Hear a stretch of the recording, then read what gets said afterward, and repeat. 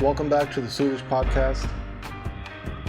In the previous episode, we talked about the war, the battle that happened during the night. And now as day breaks, it's becoming apparent to the Mughal forces that they've suffered a great loss. So the commanders of the various forces of the Mughals, they came running back to Lalla Beg, who was the main commander. And they were telling him what happened during the night, that now most of the 25,000 are dead. Lalla Beg then becomes very frightened. He becomes very anxious, and his nephew, the very big Kaabal Beg, is standing near him. So Lalla Beg then conveys this, and Kaabal Beg can kind of sense that his uncle here is unsure about continuing forward. So Kaabal Beg says that now is not the time to think that we should retreat. Whoever's died, they've died, they're gone. We can't do anything for them now. But what we can do is we can strategize for those who are left. We still have troops here. Those that were meant to die, they have died. This is what happens in war. We can't worry about that. Lalla Beg says, why should I not worry here? Like, look how many they've killed.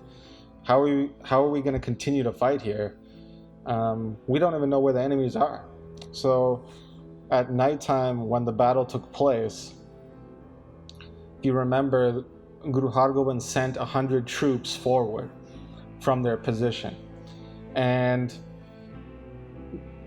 to alert the Guru's forces, so that when these forces were coming in from the Mughal side, reinforcements came from the Sikh side. They shot, they retreated.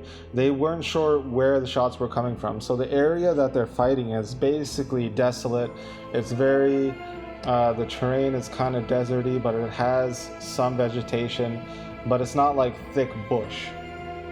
It's just like some trees here, bushes here. And at nighttime, the Sikhs were specifically shooting out the people with the torches to create this confusion. And some Sikhs were coming from different opposing sides. So when the messengers went back to Lalla Beg, they told them that we're not even really sure what happened here, where they were shooting from. We ended up fighting amongst ourselves because we thought maybe they had, pierced our ranks. So Lalla Beg is unsure about even where to progress here. So he's having this discussion with his brother alongside him and his two sons alongside him as well. And his brother says that, they were killed, we'd suffered these losses because, basically we screwed up with the strategy. We had tired troops, they were hungry, they were cold. I did my best. Remember now, this brother, Gobble Big, he was in charge of that force that went in, that got massacred basically. So he's, defending himself here as well. He says enemy was prepared for these conditions. We couldn't see where we were fighting. They shot our torchmen out. Basically, we didn't properly consider strategy for war here. But now, given that we've made a mistake, sure, now is the time to jump in, because it's not cold anymore and it's not dark anymore. So we'll have a much better chance here. He says, mind you, fine, the troops are still hungry and still tired, but even then, we can't retreat now. The enemy is basically upon us. So, we only have one option, to go in and fight. Lalla Beg agrees to this. So he takes his forces, all of them go together actually. And when they start approaching where the battle was fought last night, Lalla Beg he doesn't know what to say. He yells out actually, Ya Khudai, like, oh God, what happened here? How the hell did so many people die? There are corpses everywhere. There's very vivid description here about even Lalla Beg seeing some of the animals that were coming around to eat some of the rotten corpses, and how this blood is flowing. It really had an effect on him. So Lalla Beg he's taking with him his brother, the other commanders, and the remaining forces there, and they're making kind of one of their last stands here. So as they're riding up to the battlefield, Malak Jati, who is a commander of the Sikh forces, he's a Brahmin, and Jodhrai, the other commander, they saw these forces coming, and they went to go tell the Guru. Actually, they sent a messenger from the front lines to tell the Guru, and they began putting up a stiff resistance to Lala Beg's forces. So the messenger then went down, told the Guru about what's happening, that there's a big force coming, and they actually can hear some of the gunshots now ring off. So Guru Hargobind then mounts his horse here, and the horse he mounts is Sohela.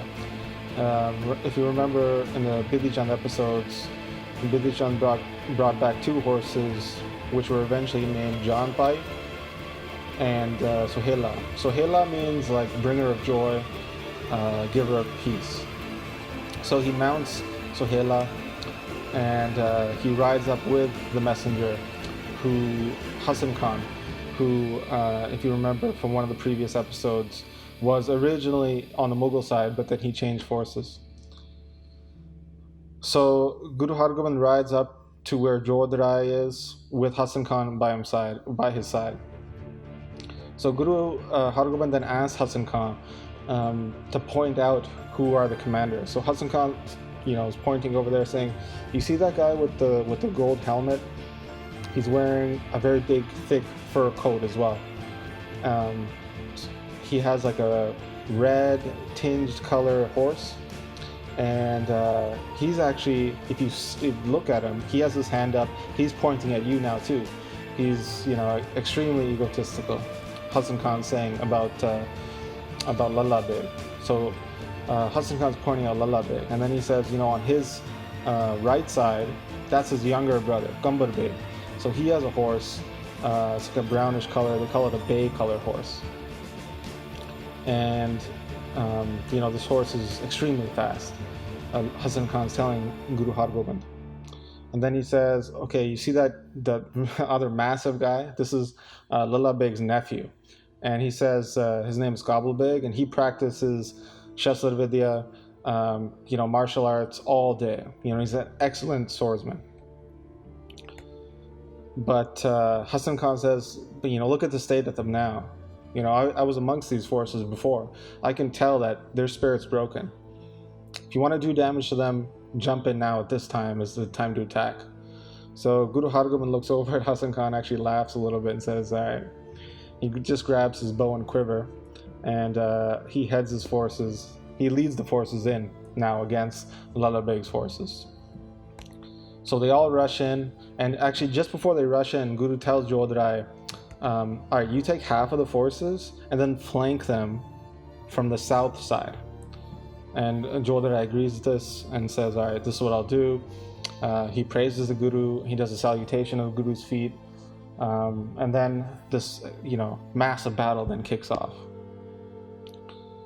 So the text goes into a pretty vivid description about kind of the horror of the battle, that people's arms are being chopped off, people are getting shot in the face, some horses are falling on people, there's blood trickling down everywhere. You could see even some guns, some of the guns have been cut up by people, attacking them. So people's swords are lying on the ground, there's spears being covered in blood. It's a very graphic description, much like you would find in texts of that era, from even prior to that era in battle stories, in the Dasam, Guru Granth Sahib, and other such texts. So there's a bit of a pause now in this battle as the Sikhs then end up, again, because of that flank, coming at a point where they're catching the Mughal army off guard here. And because of that, they've caused more confusion, and they're just basically decimating this army now. So there's a bit of a pause here when this happens, because the Mughal forces then realize that they're just getting screwed over here, so they kind of pull back a little bit. And Lalla Beg is there now thinking, he's at the back commanding these forces, right? And he's thinking, holy hell, like I only have my main soldiers left, and along with the commanders here.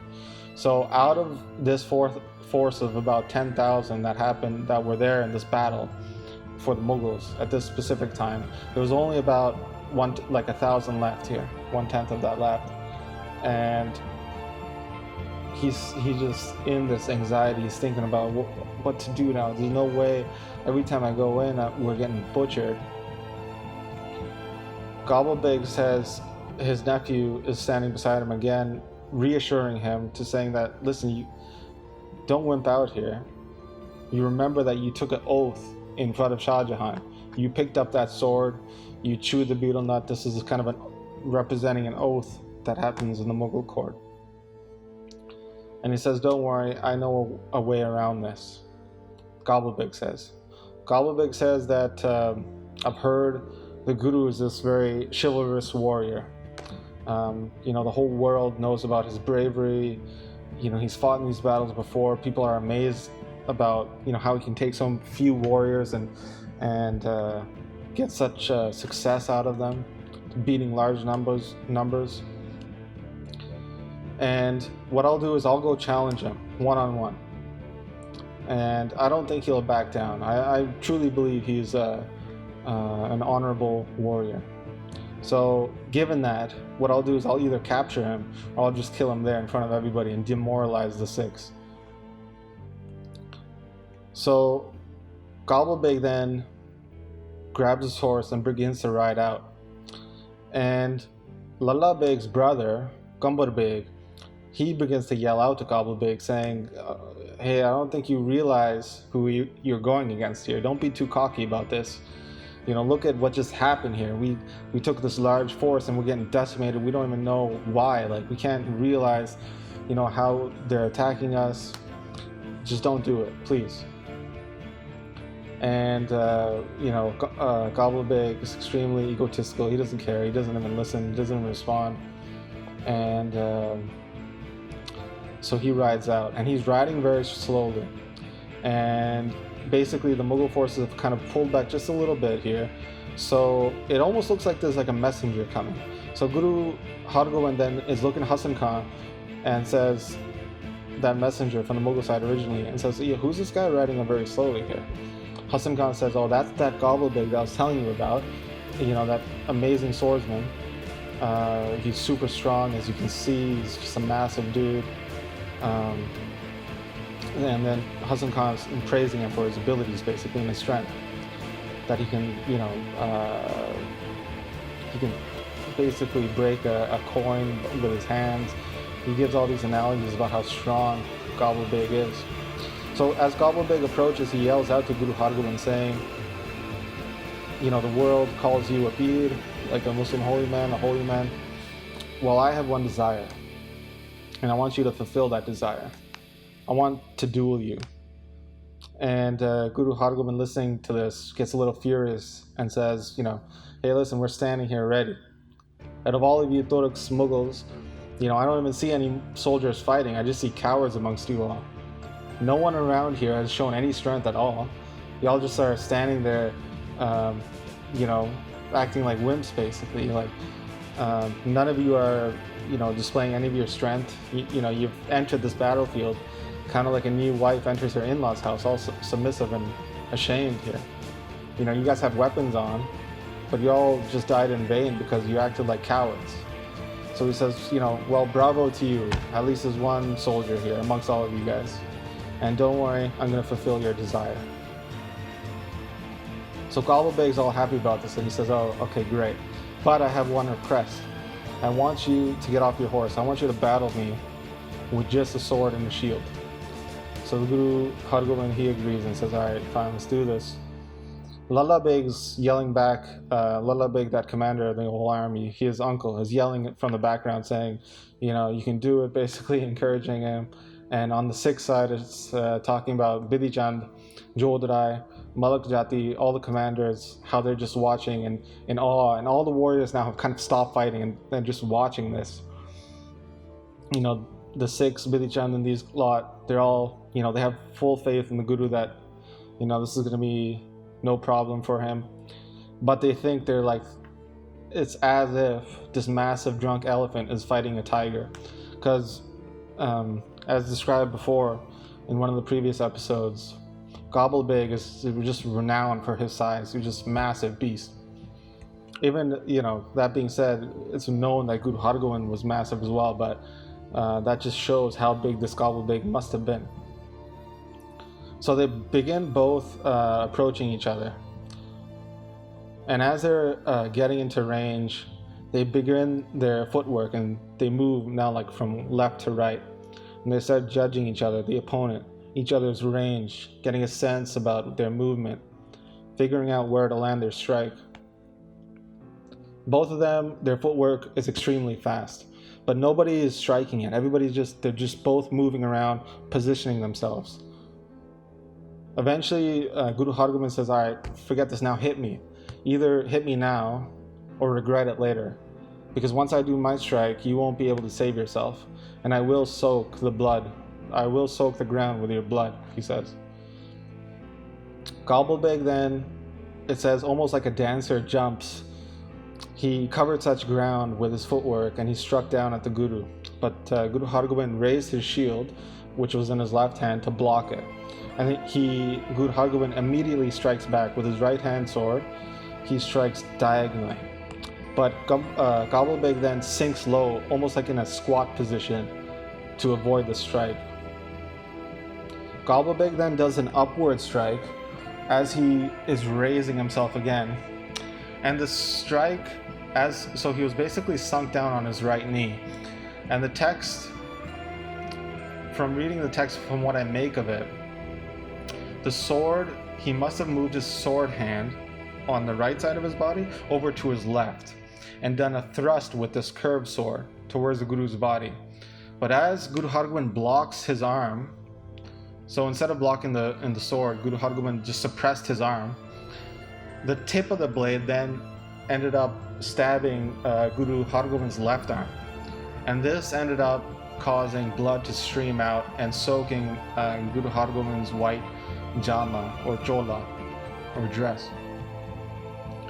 And then Guru Hargobind then roars at this moment and suppresses Gobble Beg's arm even further and pushes the arm into his body and throws him back. So Lalla Beg, after Gobble Beg gets thrown back, but still stabbed the Guru, and Guru's his dress is now soaked, his white dress is now soaked in red. Lalla Beg in the back is yelling, bravo, bravo, you can do this, basically either kill him or capture him. Santokh Singh was saying, the author of the text is saying, this idiot, Gobble Beg, didn't even realize that the Guru's just basically playing with him. And Gobble Beg, as he approaches again, he's really happy. He says he has now this hubris in him that I've nicked the Guru here and I'm just going to finish him off here. So he quickly, approaches Guru Hargobind again. But as he approaches Guru Hargobind and they're face to face, Guru Hargobind positions a little bit to the right, so Gobble Beg's left side. And with his shield hand, he presses down on Gobble Beg's shield hand, which is in his left hand as well, and suppresses that shield and pushes it down. As he pushes it down, Guru Hargobind takes his sword and strikes down, such that it cuts from Gobble Beg's left shoulder down to his right waist side. So it's basically like Guru Hargobind's cutting him like he's wearing a seatbelt. In the text, they used an analogy like he's wearing a janeu, or basically you could say like he's wearing a gatra. This would be worn on the reverse side though. If you can think of how a gatra comes from the right down to the left. He's cut Gobble Beg from the left shoulder down to the right hip. And as he cuts down, the cut is completely clean, and Gobble Beg then just falls apart in two. As Gobble Beg's body is just now falling to the ground in two, the Sikhs in the back are just yelling battle cries and saying, victory to the Guru, victory to the Guru. And at the same time, while Gobble Beg's blood now is soaking into the ground. So in the next chapter, where we pick up Gobble Beg, the general Lala Beg's younger brother, is going to lead an assault to try to avenge his nephew's death. And that's what we'll pick up next time.